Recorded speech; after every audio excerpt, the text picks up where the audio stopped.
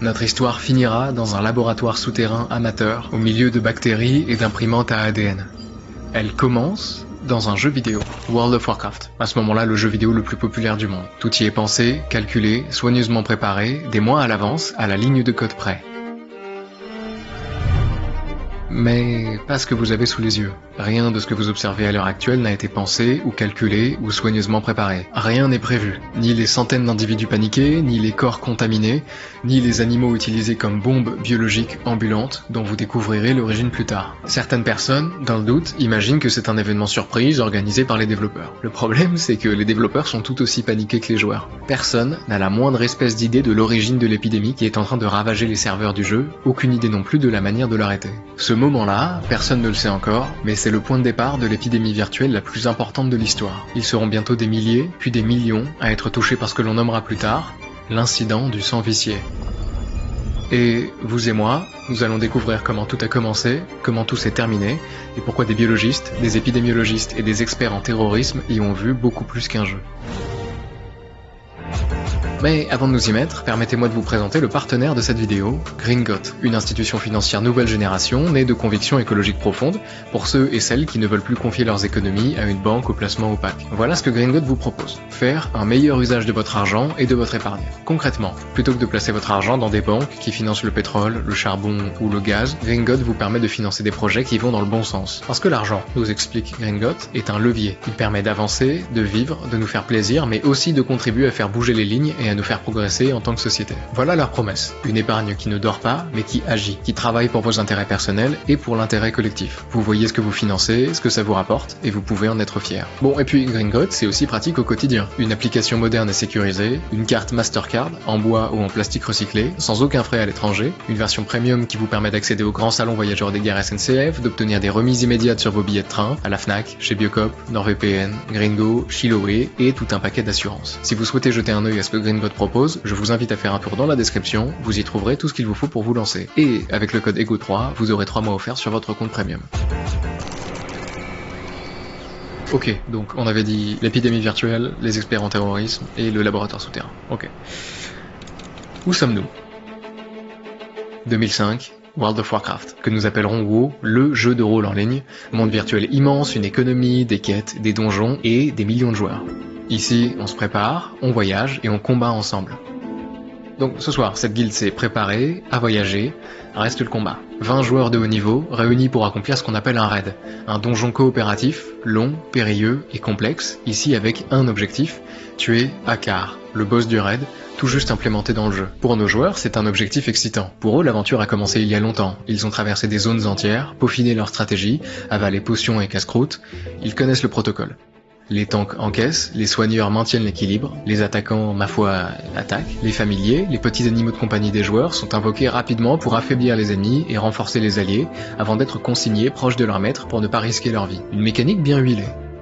Alors, loin d'imaginer ce qu'il s'apprête à déclencher, notre troupe se met au travail. La vraie difficulté du combat est la suivante. Akar maudit les joueurs avec ce qu'on appelle le sang vicié, un poison qui afflige de grosses quantités de dégâts sur la durée et qui peut se répandre pour contaminer d'autres membres. Il faut donc à tout prix éviter ce sang vicié. En plus de ça, Akar est capable d'aspirer les points de vie des joueurs. Il se soigne tout en affaiblissant ses adversaires. La solution, contre-intuitive, consiste à se faire empoisonner volontairement avec un autre sort. De cette manière, on piège Akar. Au lieu d'absorber votre vie, il va absorber le poison et s'automutiler en quelque sorte. Voilà le plan. Se disperser mais pas trop, diviser le raid en petits groupes, placer les membres au bon endroit, donner les ordres au bon moment, dissiper les bons poisons, laisser les autres courir, et ça encore, et encore, et encore. Jusqu'à ce que Akar, enfin, drainé par ses propres maléfices, vacille. Voilà, c'est fait, le combat est terminé, Akar est tombé, ses maléfices ne font plus effet. Alors, joyeusement, on se soigne, on se félicite, on répartit le butin, et puis on retourne en ville. Parce qu'on a bien mérité une pinte dans une bonne auberge.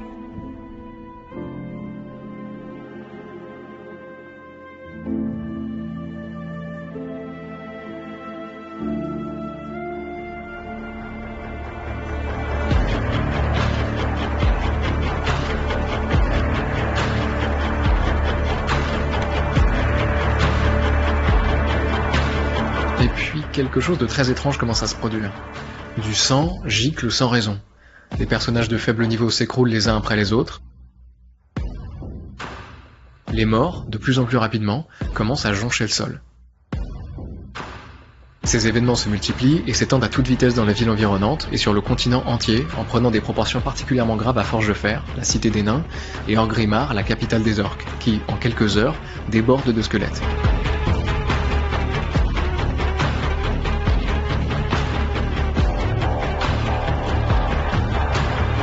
Et ce n'est pas un hasard si ces deux villes sont particulièrement touchées. Elles sont centrales pour chacune des factions de WoW, et elles sont les plus fréquentées du jeu à cette époque. C'est là que la plupart des joueurs arrivent quand ils se connectent. Et un pied mis dans la ville, ils se retrouvent aussitôt infectés.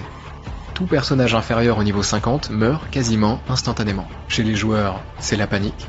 Chez Blizzard, l'éditeur du jeu, c'est encore plus la panique, parce que rien de tout ça n'était prévu. Pour une raison totalement inexpliquée, le monde de WoW est touché par une épidémie dévastatrice que rien ne semble pouvoir juguler. Comme le raconte ce joueur de la Horde sur Reddit, je me souviens d'une chose, Orgrimmar était un enfer. Voilà donc le point de départ de ce que l'on appellera plus tard l'incident du sang vicié.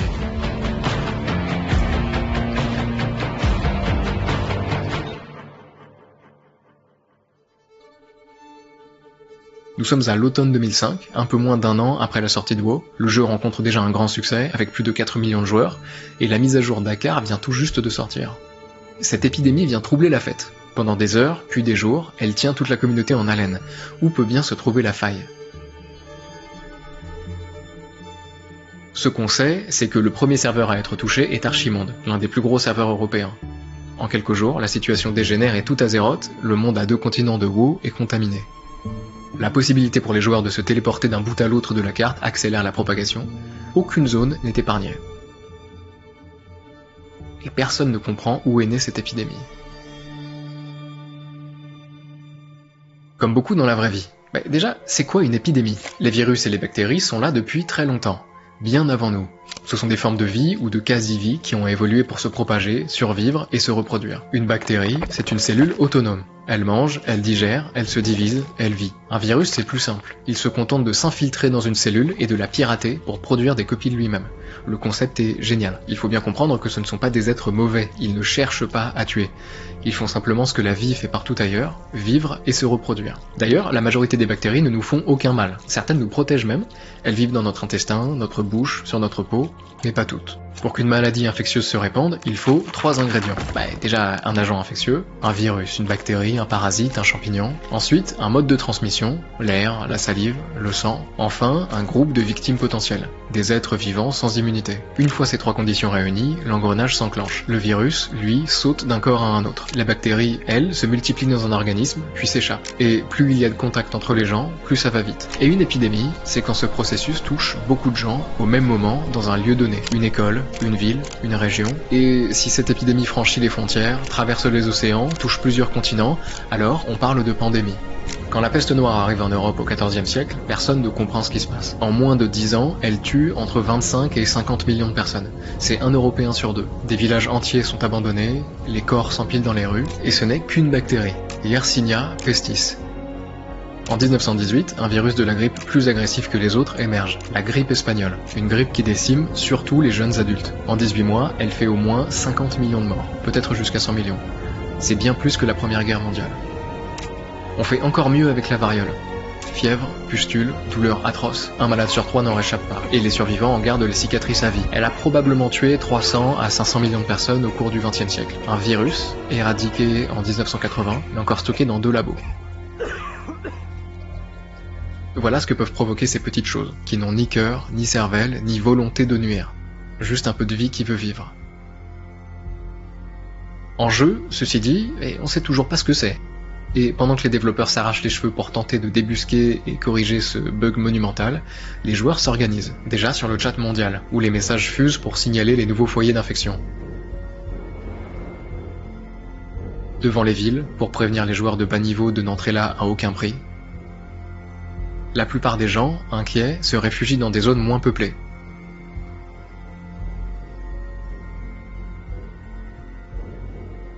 Et puis certains essaient de tirer parti de la situation. Les témoignages, dont on trouve encore la trace sur certains forums, racontent ceci. les grosses guildes créaient des routes sûres à travers les capitales pour éviter les PNJ infectés. On pouvait même les payer pour être escortés et soignés si on avait besoin d'entrer dans la ville pour aller voir son maître de classe. On y lit aussi, et ça c'est sympa, il y avait des charlatans qui prétendaient posséder des amulettes de protection contre le nouvel événement de serveurs de Blizzard. À certains endroits, la Horde et l'Alliance, les deux factions ennemies du jeu, travaillent ensemble pour créer des zones de quarantaine et éliminer tout joueur susceptible de venir contaminer les non-infectés au centre. Et puis les joueurs discutent et s'interrogent. Qu'est-ce qui se passe ? Elle est née où cette épidémie ? Ma foi, moi, je sais. Retour en arrière. Au cœur du combat, la tension monte. Les healers peinent à soigner tout le monde, le groupe a déjà pris beaucoup de dégâts, et notamment le familier de cette chasseuse. Voilà, c'est là. Un familier, je le rappelle, c'est une sorte de petit animal de compagnie. Le joueur peut l'invoquer et puis le renvoyer, et ce familier peut accompagner son maître et notamment combattre avec lui. Le familier de notre chasseuse, lui, a été touché par le sang vicié de Hakar, et il a perdu beaucoup de vie. S'il mourait là, maintenant, ça ferait drastiquement baisser son niveau de satisfaction. Et un familier qui n'est pas heureux, c'est un familier qui fait moins de dégâts et qui risque même de s'enfuir. Et donc, notre chasseuse n'a pas du tout envie que ça arrive. Alors, pour le protéger, elle le renvoie. D'une certaine manière, elle le range. Un geste anodin. Et puis, une fois Hakar vaincu, et une fois sortie du raid, notre chasseuse attentive décide de s'occuper de son familier blessé. Alors elle le réinvoque. Le problème, c'est que, chose normalement parfaitement impossible en dehors du raid, le sort de sang vicié de Hakar fait encore effet. Le voilà, notre bug. Le familier, encore porteur du sang vicié, contamine instantanément sa propre maîtresse et toutes les personnes alentour, qui contaminent à leur tour celles qui les entourent, et ainsi de suite, joueur après joueur, ville après ville. Et les développeurs, même en le sachant, ne savent toujours pas comment régler le problème. Alors, reprenons à la base. L'épidémie de sang vicié est une zoonose, c'est-à-dire qu'elle démarre par une contamination interespèce, ici du familier au joueur. Une maladie qui terrasse les plus faibles, des foyers épidémiques dans des zones denses et une propagation accélérée par le transport rapide d'un bout à l'autre du monde, des populations qui désertent les villes pour les campagnes, des gens qui protègent, d'autres moins, d'autres encore qui essaient de profiter de la situation en promettant de vous guérir avec toutes sortes de produits miracles. Maintenant que nous avons vécu le Covid, le parallèle entre cette épidémie virtuelle et une épidémie réelle est troublant.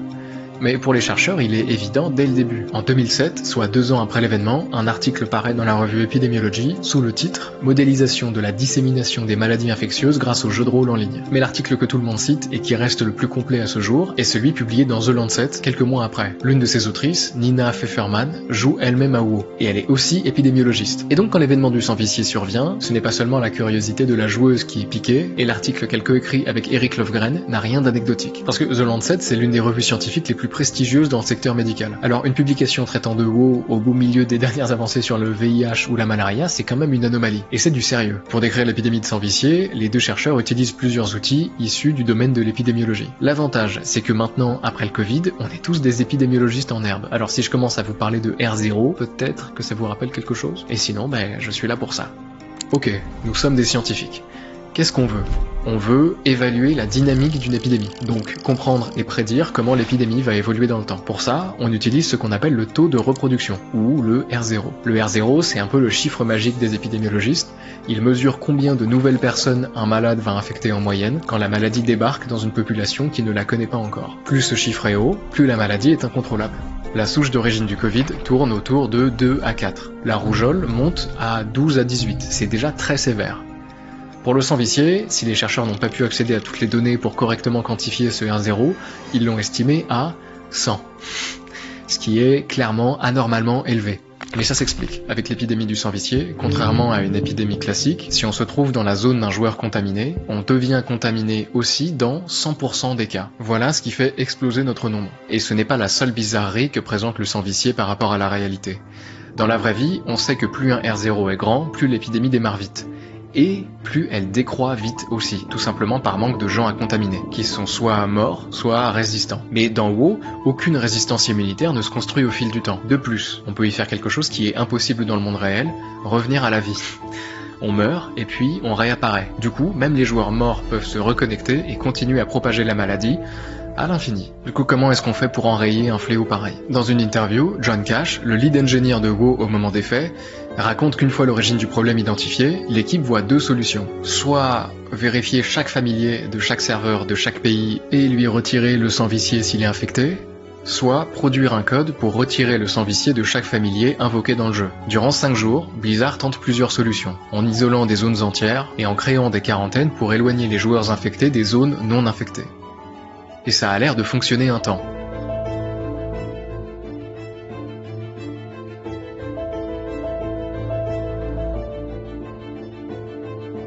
Avant que la maladie ne reparte de plus belle. Et ça fonctionne plus. Retour à la case départ et aucune perspective de traitement en vue. En attendant, tout ça donne du grain à moudre aux scientifiques. L'un d'entre eux, toujours en 2007, s'est même amusé à modéliser la pandémie en utilisant le système SIR, l'un des plus vieux modèles en épidémiologie. Qu'est-ce que ça donne? Le modèle SIR divise une population en 3 groupes. S, les sains, susceptibles d'être infectés, I, les infectés, et R, les retirés, soit guéris, soit morts. Ce dernier groupe ne transmet plus la maladie. En temps normal, les gens passent de S à I, puis de I à R, et l'épidémie ralentit quand il n'y a plus assez de S. Mais dans WoW, rien ne se passe comme prévu. Les joueurs morts peuvent revenir dans le jeu, et donc dans le groupe S. Les joueurs de haut niveau, eux, ne meurent même pas. Ils alternent entre S et I à l'infini. Et comme il n'y a aucune immunité, l'épidémie ne s'éteint jamais. Elle boucle, encore et encore. Bon, toutes ces recherches c'est amusant, mais pour l'instant on voit que ça ne nous mène pas très loin. Alors pourquoi est-ce que la science s'est intéressée à cette épidémie? En fait, depuis 2007 et l'article du Lancet, de plus en plus de papiers se sont penchés sur des épidémies de jeux vidéo. Qu'est-ce qu'il y a à voir là qu'il n'y aurait pas ailleurs? D'abord, il faut comprendre que l'épidémiologie est une science récente. On attribue le premier modèle épidémiologique à Bernoulli, un mathématicien suisse. En 1760, il démontre qu'une petite inoculation de la variole peut protéger les gens. C'est une sorte de vaccin avant l'heure, et à l'époque, l'idée est controversée. Pour prouver que c'est une méthode efficace, Bernoulli compile des données et formule une équation dans laquelle on retrouve déjà les notions de groupe S, susceptible, et R, rétabli, qui apparaîtront plus tard dans le modèle SIR. Et depuis, on a fait de grandes avancées. On étudie et on simule des épidémies à coups de modèles mathématiques de plus en plus complexes, qu'on fait manger à des ordinateurs de plus en plus puissants, pour en sortir toutes sortes de prédictions. Sauf que ce genre de modèles ont une faille. Ils ne prennent pas en compte un facteur pourtant déterminant, l'humain. Alors que c'est le comportement des gens qui définit le taux de contact, ce qui est une donnée essentielle pour espérer prédire la dynamique d'une épidémie. Le comportement des gens, par nature, imprévisible, parfois même carrément irrationnel, si difficile à modéliser. Et c'est précisément là que les MMORPG entrent en scène. Au lieu de mimer les comportements, on étudie de vrais humains, les joueurs. Alors, on est en droit de se demander si on peut vraiment comparer des comportements en jeu à des comportements de la vraie vie en situation de crise épidémique. Certains auteurs ont attaqué cet article de 2007 sur ce point, et ça me paraît être une critique pertinente. Un individu ne réagira pas de la même manière quand sa vie est en jeu dans un jeu, et en vrai. Ceci dit, l'étude des comportements des joueurs reste visiblement assez intéressante pour que des spécialistes de sécurité et de terrorisme s'y penchent attentivement, alors jetons-y un œil. Dans l'article de The Lancet, les auteurs évoquent plusieurs comportements qui se rapprochent de ce qu'on observe dans les vraies épidémies. La peur, la suspicion, mais aussi des comportements altruistes et courageux.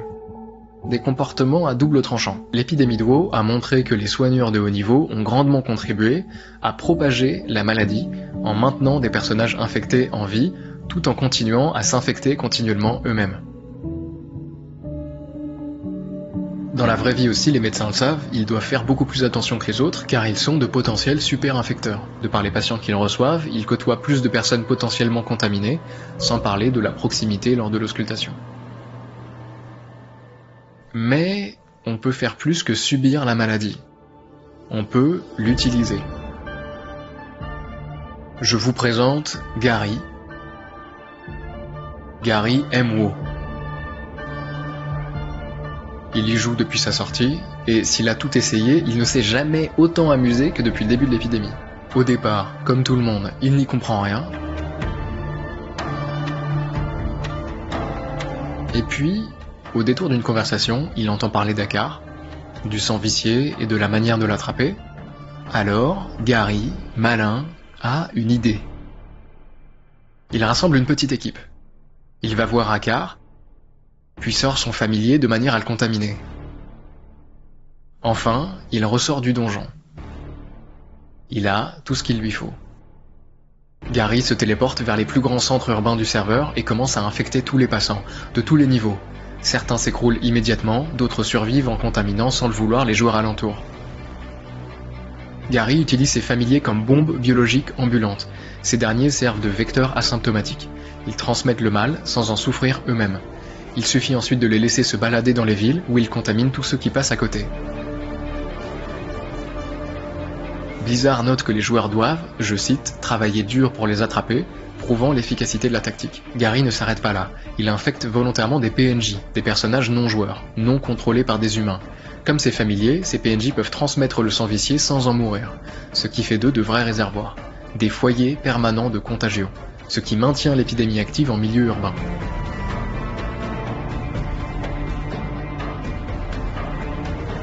Les 10 milieux urbains s'adaptent bientôt. Gary remarque au bout d'un moment les tentatives citoyennes pour contenir l'épidémie. Des prêtres joueurs s'étaient organisés depuis peu en cliniques improvisées pour soigner et dissiper le mal en se plaçant sur des points stratégiques. Gary, évidemment, ne laisse pas passer la chose.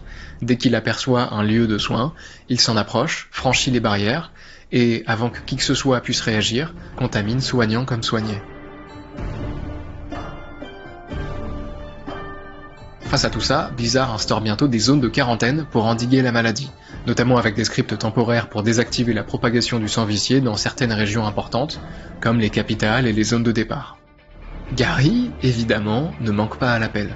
Il franchit les barrières incognito et court d'un passant à un autre pour infecter tous les malheureux qui auront eu le malheur de tomber sur lui à ce moment-là. Parfois, ils font les choses en groupe. Ils se coordonnent via des canaux privés autour de tableaux de zonage, où attaquer, quand revenir, comment maximiser la transmission. Et Gary et son groupe ne sont pas les seuls, évidemment. La chose se démocratise. Certains membres de l'Alliance débarquent dans la capitale de la Horde et laissent le sang vicié faire son œuvre. Et certains membres de la Horde débarquent dans la capitale de l'Alliance avec le même objectif et les mêmes résultats.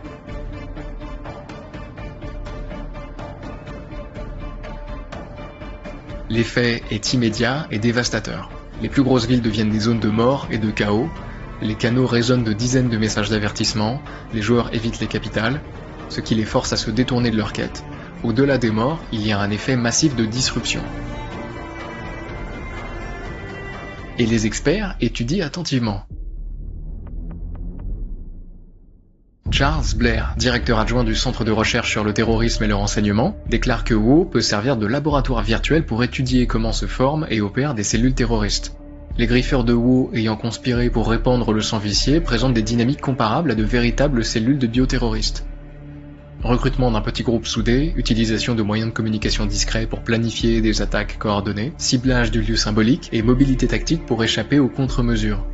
Observer les interactions des joueurs en jeu peut apporter des indices sur la manière dont par exemple des extrémistes pourraient coopérer pour diffuser un agent biologique dans plusieurs villes simultanément.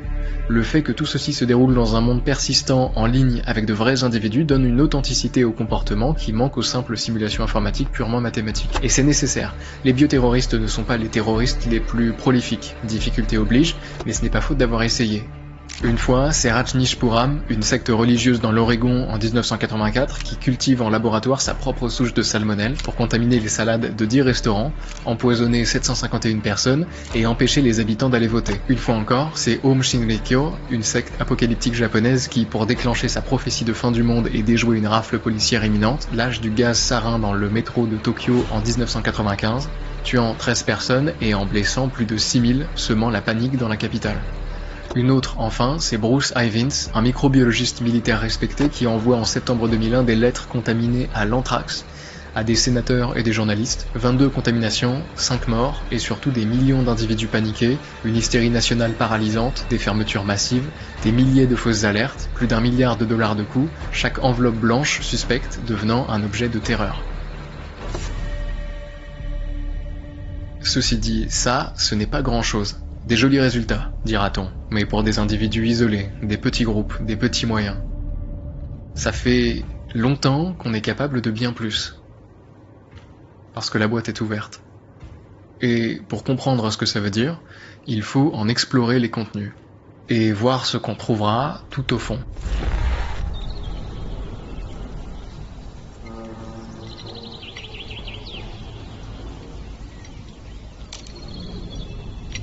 Avant même de comprendre, l'humain a d'abord écouté. Il a tendu l'oreille au murmure du vivant. Il est un chaman. Aveugle au monde microscopique, il apprend par l'essai et l'erreur à négocier avec des esprits invisibles. Il observe le souffle de vie qui transforme le grain en pain, le raisin en vin. Une alchimie brute, un pacte avec des forces qu'il ne nomme pas, mais qu'il domestique pour créer, pour survivre. Et puis, par le même instinct, il apprend à utiliser ces mêmes murmures pour détruire. 4e siècle avant Jésus-Christ, dans les steppes de Scythie, pour les archers nomades, la blessure seule ne suffit pas. Dans un acte de génie tactique, ils trempent leurs flèches dans un mélange de fumier et de vipères putréfiées, transformant la moindre égratignure en une infection mortelle. 1155, Tortona, assiégée par Frédéric Barberousse, la ville résiste. Alors, plutôt que de viser les murailles ennemies, les trébuchets envoient des corps humains et animaux vers les sources vitales de la cité pour les empoisonner. 4 siècles plus tard, en 1763 à Fort Pitt, en Amérique du Nord, le commandant britannique, pour mettre fin à un soulèvement, suggère dans son journal une idée, distribuer aux chefs amérindiens des couvertures. Des couvertures prises dans l'infirmerie où l'on traite les malades de la variole. L'homme utilise la nature comme une arme, sans en comprendre le mécanisme. Il ne fait que rediriger un fléau qui le dépasse. Il écoute les murmures de la mort et les souffle à l'oreille de son ennemi. Ça, ce n'est que le début. Le bruit va bientôt devenir assourdissant.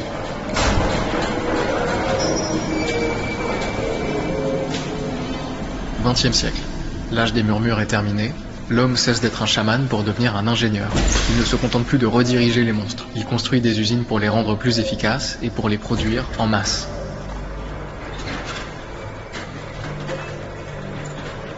En Mandchourie, l'armée impériale japonaise fonde l'unité 731. Le but, développer l'arme biologique ultime. Les sujets de test ne sont pas des rats, mais des prisonniers humains, qu'ils appellent Maruta, les bûches. Puis ils testent leur création sur le terrain, en larguant par avion des puces porteuses de la peste sur des villes chinoises, déclenchant des épidémies qui feront, au bas mot, plusieurs dizaines de milliers de morts. Face à ces horreurs, le monde réel dit stop. Des conventions sont signées par les grandes puissances mondiales pour interdire l'arme biologique, pour tenter de refermer la boîte avant qu'il ne soit trop tard. Sur WoW, même décision. Après bon nombre de nuits blanches, de tentatives infructueuses, de réécriture de code, de changements inefficaces et d'observations dépassées d'événements aux proportions inconcevables quelques jours plus tôt, face à tout ça, Blizzard abandonne. Ils reviennent en arrière. Rien n'est arrivé. Le donjon de Zul'Gurub, source de la pandémie, est retiré, corrigé, puis réintégré au jeu, cette fois-ci sous contrôle. Au final, on estime que 4 millions de joueurs ont été affectés par la pandémie. Et pour eux, c'était fabuleux. Là où tout est habituellement pensé et écrit et codé à l'avance, cette épidémie incontrôlable a permis à des millions de joueurs de vivre, dans leur univers, une histoire qui n'avait pas été écrite à l'avance. Mais dans le monde réel, les usines, elles, malgré les conventions, ne cessent en vérité jamais de tourner. Pendant la guerre froide, l'Union soviétique passe à l'échelle supérieure. Biopréparat n'est pas un simple laboratoire, c'est un empire militaro-industriel caché, employant des dizaines de milliers de personnes. Leur mission, préparer une guerre biologique totale. Ils ne se contentent pas de cultiver la peste ou l'anthrax, ils les modifient pour les rendre résistants aux antibiotiques. Leur plus grande réussite est la militarisation de la variole, une maladie que le reste du monde s'est uni pour éradiquer en 1980. Mais pendant que l'humanité célèbre cette victoire, Biopréparat en produit des dizaines de tonnes par an, prêtes à être chargées dans des têtes de missiles intercontinentaux. C'est le sommet de l'âge industriel de la mort. L'homme est devenu un maître dans l'art de cultiver et de déchaîner les monstres de la nature. Mais pendant que ces usines tournent à plein régime, une révolution silencieuse a lieu.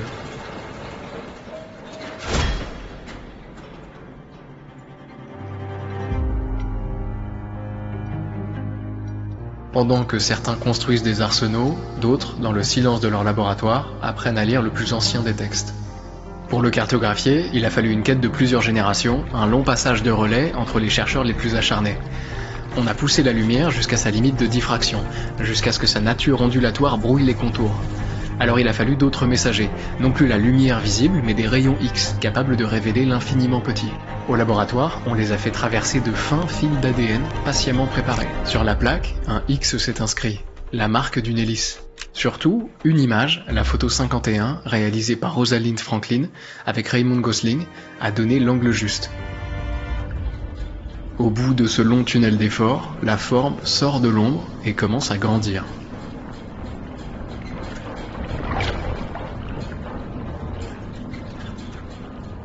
Non pas petite, mais démesurément grande à sa propre échelle.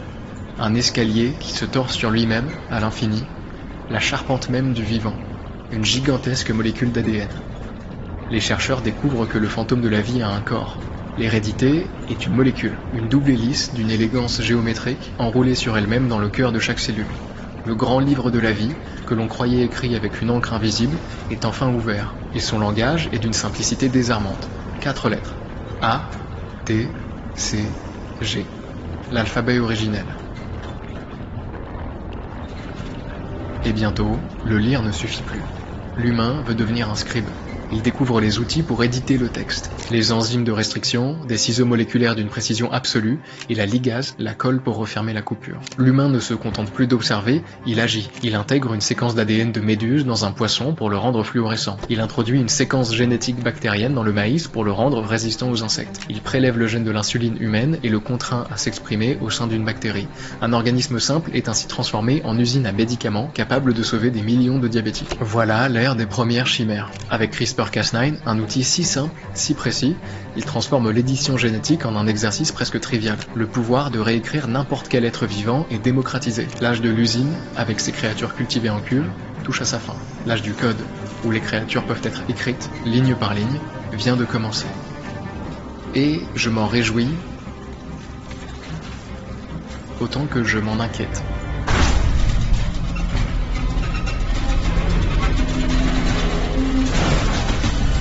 Écrire dans le livre de la vie était, jusqu'ici, un pouvoir complexe, lent, coûteux.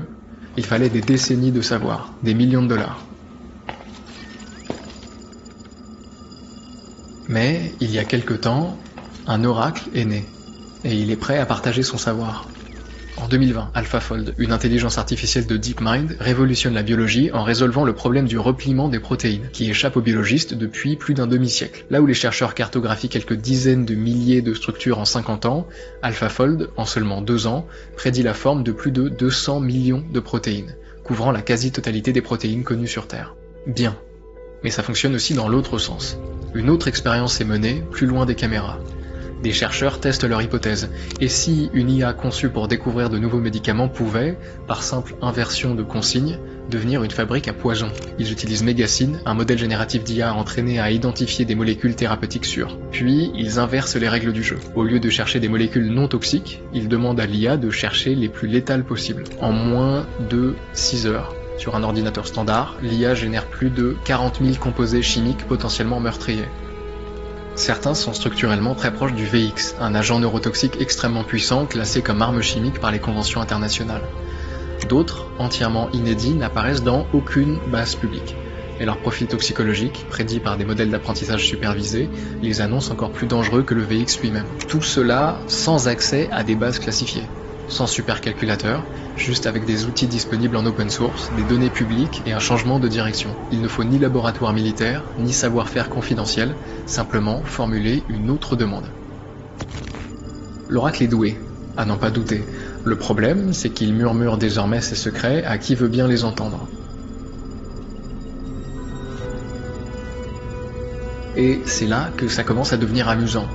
Aujourd'hui, pour quelques milliers de dollars et une jolie dose de connaissances, tout le monde peut jouer au biologiste moléculaire. Avec un thermocycleur PCR, un séquenceur portable, un kit CRISPR, une centrifugeuse, un incubateur, des micropipettes, une hotte stérile, rien de tout ça n'est illégal ou secret. C'est même livré à domicile. Sans badge militaire, sans blouse officielle, un individu entraîné peut cloner un gène, construire un plasmide sur mesure, séquencer l'ADN d'un individu à partir d'un cheveu, injecter du CRISPR dans une souche bactérienne, créer des bactéries résistantes à plusieurs antibiotiques, produire localement de la toxine botulique ou de la ricine via des bactéries modifiées. C'est difficile mais c'est faisable. Ça c'est aujourd'hui, avec des moyens encore limités et des IA encore largement imparfaites. Que se passera-t-il demain quand un individu tout juste moyennement capable aura accès à des robots de paillasse open source, à des imprimantes à ADN domestiques, et surtout à des IA qui sauront concevoir un virus plus vite qu'un humain ne peut le comprendre, plus efficacement qu'un militaire ne peut l'anticiper, et plus silencieusement qu'un médecin ne peut le détecter.